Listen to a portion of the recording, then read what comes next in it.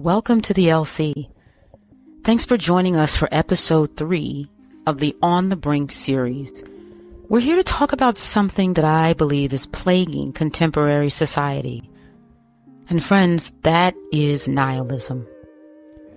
Friends, this podcast is entitled The Nihilistic Void, and there's a huge reason why I feel that this podcast is relevant.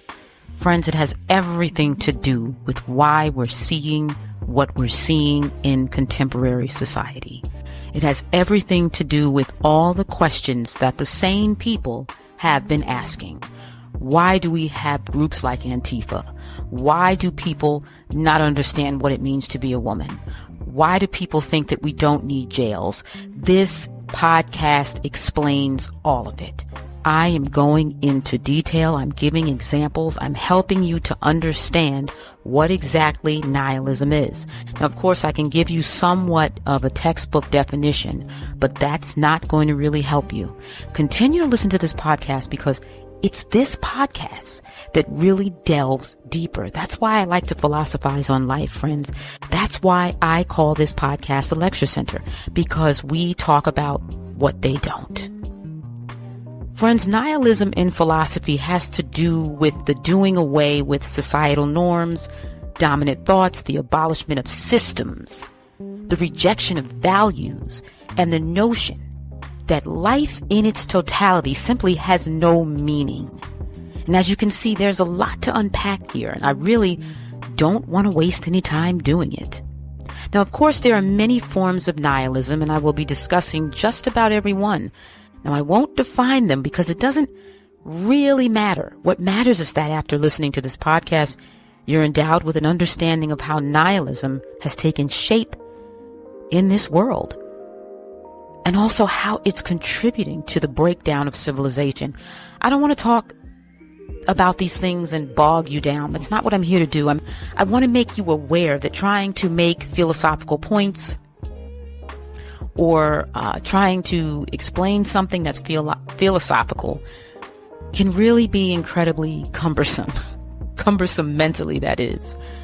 And people have actually made it that way. Some people have no interest in philosophy because it just requires too much of the mind. It just requires entirely too much.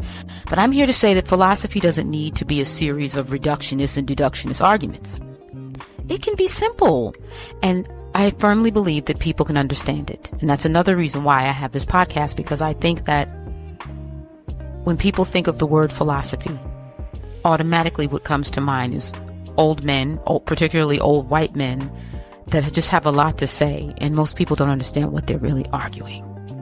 But that's not actually what philosophy is. Philosophy is a wisdom-based science, and it is the foundation of all sciences that exist. And I think to talk about that and say it that way is apropos, because we're going to get into how nihilism, which is actually the destruction and breakdown of reality by assigning no meaning to reality at all. There is no reality because there's no meaning to anything. It's important to talk about that and bring that up, because when we do that and when we bring science into it, especially philosophia, which is philosophy, the wisdom-based science, and in all of the other sciences that we know, that in itself is our proof that our negation of nihilism as we know it. And nihilism is a word that we don't typically hear, but it is the word that perfectly describes what's happening to our society, friends. And what seemed like many moons ago, people seem to agree on how things should be. I'm talking about the family dynamic. Yes, it was the nuclear family that was thought to be the source of values, culture, and it set the moral standard. And therefore, it was important for society to preserve it. For instance, let's take women. A woman about 60 plus years ago who had decided to be a mother was held in high regard. Motherhood was seen as an act of service, and it was revered, because it meant that a woman was willing to not only take on a new chapter in her life, but more importantly, it was about the building of the family. So it wasn't just that the mother was revered, it was the family that was held in high regard, because yes, Although it was a societal norm to get married and have children, it was also cultural and biological because it signified the security that the family could offer, and also the desire to have children to carry on the lineage of that family. And this is the greatest accomplishment of the family. It is the fact that love could be found, could be discovered, could be known with the union of the family. And of course, in those days, those who, for whatever reason, opted out of having children, marrying, or even decided to divorce were frowned upon. They were viewed as deviants who upset not simply the status quo, but the entire foundation that society was built upon.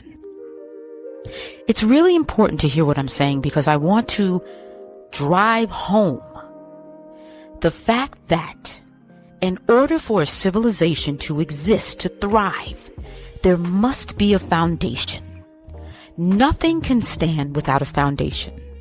Now, in this case, the foundation was and still is the family. As I continue this series, you're going to come to understand that the dismantling of the family is the root of every problem that we are having this present day. And so what we had, and I keep speaking in the past because I'm referring to the old world family dynamic, which happens to be a part of my world. I'm a child of the old world. We had a nuclear family. And that family served as the model for what a family should be. Now, within the nuclear family, there were two parents, a man and a woman, and also the extended family, but mainly the man and the woman, who served as the wife and the husband. Now, this is particularly interesting because we know that today this dynamic has been challenged by the LGBTQ plus community. They argue that a family is a family and love is love. What does that mean? A family is a family and love is love. Think on that. What does that mean? They have said that it doesn't matter if two people of the same sex adopt and raise a child as long as it has love and security. Love and security. Love and security. Security meaning financial, I would think. A house, food, clothing, the basics. Maybe even money put aside for college. That would be some kind of security. And that, in that security, they argue, is the love. Now, there are also the polygamists who argue the same point. They say that the more the merrier. The more parents children have, the more secure they are. After all, what's wrong with the sister-wife culture? Moving on to the single parents. This might include mothers and fathers who have also challenged the nuclear family dynamic, claiming that it's outdated and it does not represent the life of modern women. And the modern woman would be the woman that has children later or maybe no child at all, and those who opt to pursue their careers first and foremost. Yet the argument has been made again that as long as children have a stable and loving household, what does it matter that there is just a single parent? Friends, we're not talking about single parenthood that happens because someone's widowed. That's not what we're talking about, although people like to drag that in and talk about that as if it were the same thing. It's not. Because that's what nature designed. And that's what I'm going to talk about. We're going to get into nature. Nature designs that somebody should die. Man doesn't make it that way. Nature makes it that way. And what nature dictates, we're not in the business of going against. All of the same statements made by those who have shattered the norms, deviated from the status quo, and decided that whatever rules society has created are simply made to be broken. Because after all, what difference does it make? Everything is the same. Love is love. Love is love. There's no such thing as a set standard, and even if it were, society made it up. You see, nihilists believe that the rules and norms of society are socially constructed. As a matter of fact, they think everything is socially constructed. That's why they push conspiracy theories and propaganda that is baseless. You will find a lot of that coming from these people. But this world forms and shapes them because what they want to do is solidify their false claims. You see, to these nihilists, these people that embrace this nihilistic culture, everything is a construct. The family is a construct. Race is a construct. And that's a yes and a no. In some ways it is, in some ways it's not. And I won't get into that argument right now. Heterosexuality is a construct. Motherhood is a construct. And even the idea of going to work is a construct.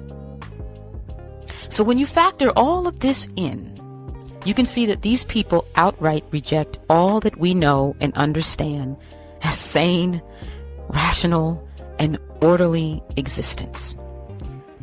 The nihilist mind thrives on disorder and chaos because it is a lawless mind that believes that which is good is evil and that which is evil is good. And that's why the main focus of the nihilists is to destroy the very foundation on which a civil society stands, and that is on the family, nature, and God. You see, for all of nature has a hierarchical family structure. If we observe the animal kingdom, it's evident. We can clearly see that apes have a maternal and paternal presence, as do lions, bears, and even orcas. Friends, who constructed the model of the family? Was it man, beast, or God? What these anti-God and anti-nature people have done is act contrary to natural law, which, by the way, is absolute. We cannot question that which we did not make or build. It was here in the beginning and will be here after we are gone. It supersedes all else. And I said it's absolute. It's immutable. And many philosophers would disagree, and that's because they too share the thoughts of the nihilists. They would defend their false claims by presenting themselves as innocently questioning the validity of society and nature itself. Friends, not all philosophy is true philosophy. You see, philosophy is wisdom-based. The very word Sophia, philosophia, means wisdom. But why question something that you know is the reason for your own being? How could you or I be without a mother or a father? After all, there is no man, woman, child, or beast who would be on earth if not for the union of the sperm and the egg. How can people conclude that the family is a social construct and then move politically and spiritually to destroy it? Yes, that's what they're doing. Friends, there are fringe movements that are actively trying to abolish the family because they really believe it is a social construct. Nihilists think everything is a social construct because they reject nature and God. They are people who think they can live by their own moral law, but they have no scruples, and that's the real problem. These are lawless people who really have no moral compass, and the ultimate goal is to break down civilization so that they can live a debased lifestyle that allows for them to practice debauchery and hedonism. That's what they want to do, friends. The feminism movement actually ushered in the abortion laws that we have today, birth control, and has now allowed for the proliferation of female sexualization and promiscuity.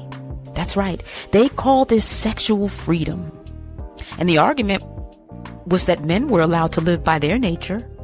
So why was a woman expected to be chaste? They believed, and they still believe, that society dictated the woman and the man's role. You see, society set that standard. That's what they say. And in recent years, they have taken this even further by attempting to redefine sex and gender. Oh, I've been talking for a few minutes, and now we are really where I want to be. This is it, friends. I don't know if any of you have heard about it. I'm sure you have if you've listened to other podcasts. The What is a Woman movement, headed by conservative podcaster Matt Walsh, posed the question, what is a woman? In a documentary that explored the sick and twisted mindset of the individuals who purported to be trans or a supporter of the trans movement. I don't know about you, but I can see it was important to ask what a woman is. It's very important to ask this because these individuals have redefined a woman by basically undefining a woman. In other words, a woman is whatever you want it to be. Yes, it. And so when we talk about nihilism and exactly how it is destructive to a civilized society, we can clearly see that this is the negation of biology, physiology, endocrinology, gynecology, psychiatry, theology, and even botany. Friends, that's right. Even plants have male and female reproductive system. Friends, all of these studies affirm the existence of males and females, or the male and the female. And in this case, medicine, science, and religion have all been negated. It's all out the window, just like that. You see, the nihilists, simply by refuting nature, does away with the entire framework of society. There is no society. They've torn it down. They've destroyed it by negation. And what's even more preposterous is that the so-called sane people, the people that are gynecologists, the people that are botanists, even people like Neil deGrasse Tyson, support their derangement. I had so much respect for him, but now I can't even look at him. I can't look at him. I can't take him seriously anymore because he supports their derangement. I've questioned those who have advanced academic degrees, so-called medical doctors, people who have studied science, medicine. I've been questioning these people because many of them are acknowledging all of this, even though it's contrary to everything they've been taught and everything they know to be true about reality. My goodness, friends, we cannot rewrite nature's laws on a whim. We just can't do it. Reality is not based on what you feel. I feel like a girl. I always felt like a woman. I always felt like a man. What? I'm a woman and I can't even tell you what it feels like to be a woman. Ask me what it feels like to be a woman. I cannot answer that because I don't know. I just know what's natural. I just know how I was born.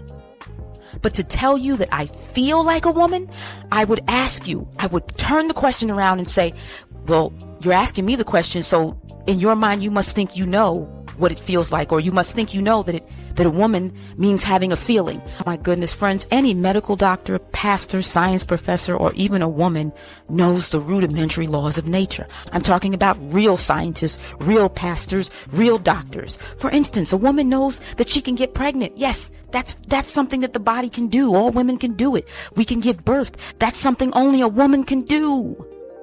A doctor knows the physiological makeup of men and women. They know that there are differences in bone mass and structure.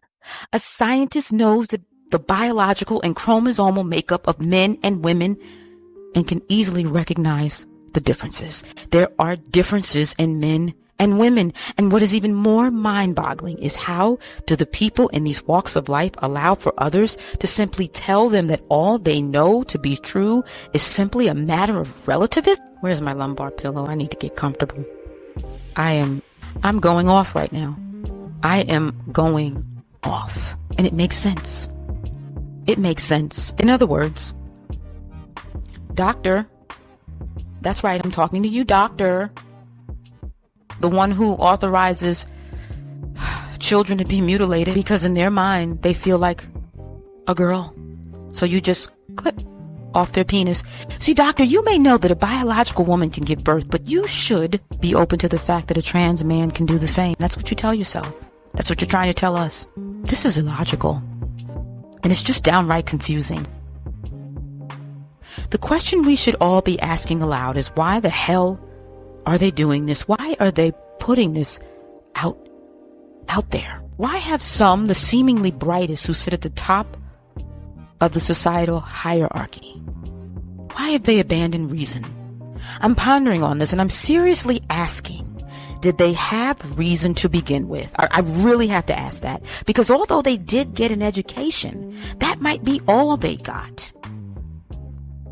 They studied, they read the books, they took the tests, but did they actually have reason? I say this because there can be no real intelligence without reason. We can train doctors, scientists, pastors can even go to school. We can teach them how to think, how to analyze medical charts, and we can give them assessments. I just said it. We can train them how to do these jobs. But let's question education, because is it really education? Or is it just simply a tool used to train the mind? Friends, a civilization cannot stand to survive without reason.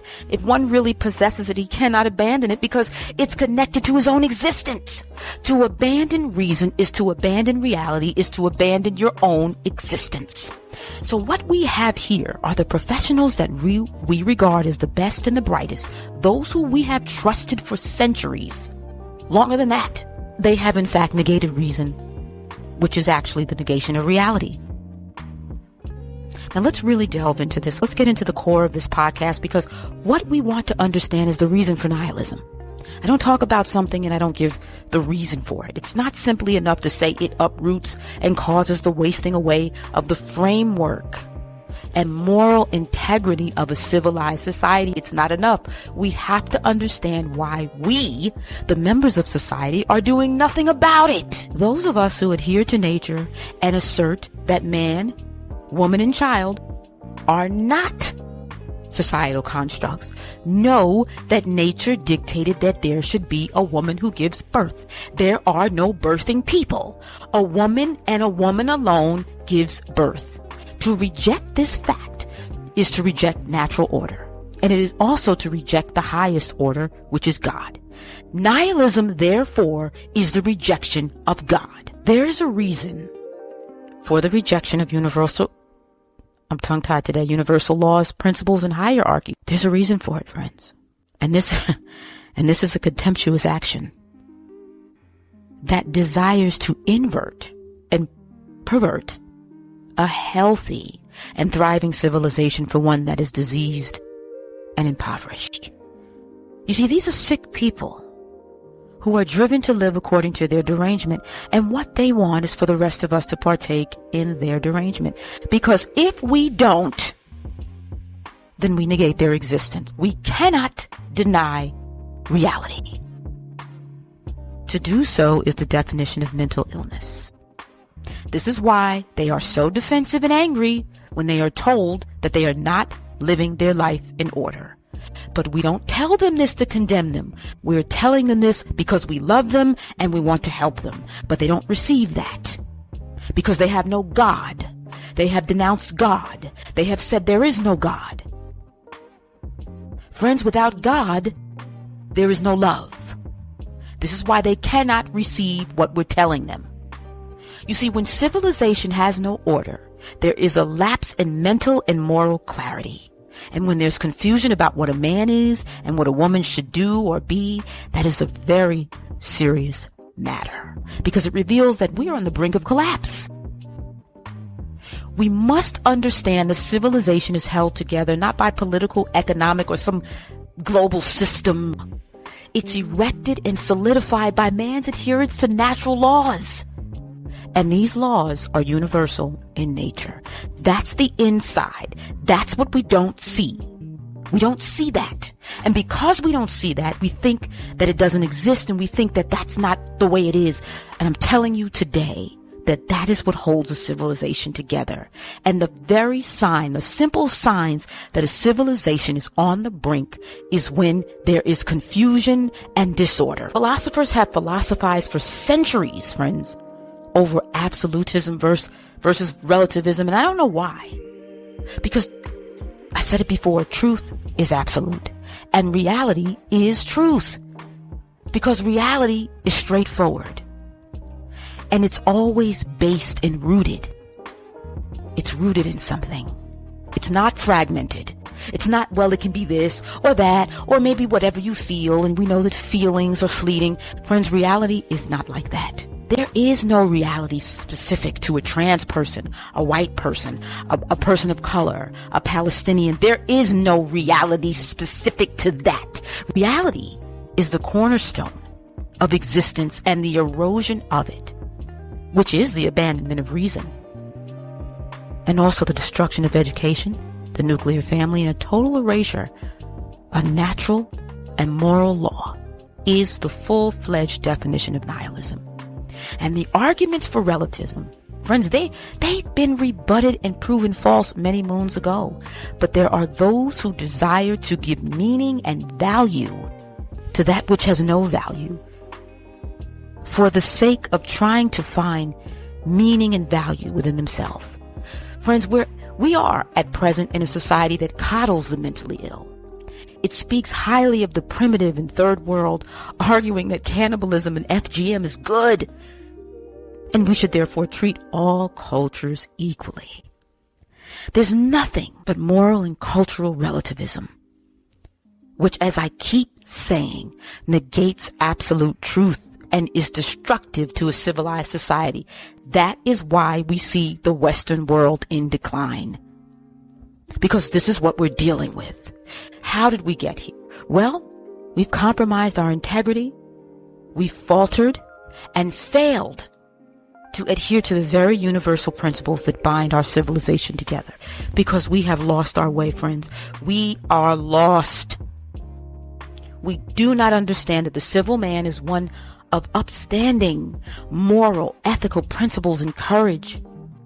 He does not allow anything to cause him to abandon his principle.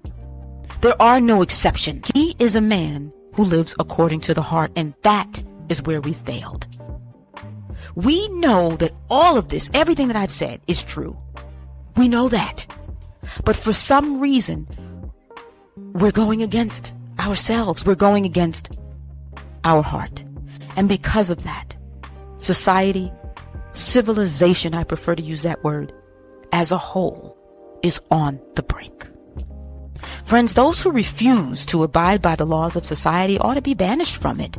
We cannot expect to have a civil society alongside the uncivil, the crazed, the deranged, because there will be no peace. You see, the abandonment of reason is the automatic descent into madness. It's just that simple. There is no timeline, no layers, no stages. Well, there are some stages, but not any that you can really see. And that's what I'm revealing on this podcast. The unseen. The spiritual. Once it's done, friends, it's done. And I will tell you, there is no quick fix or back to reality. The mind is a void.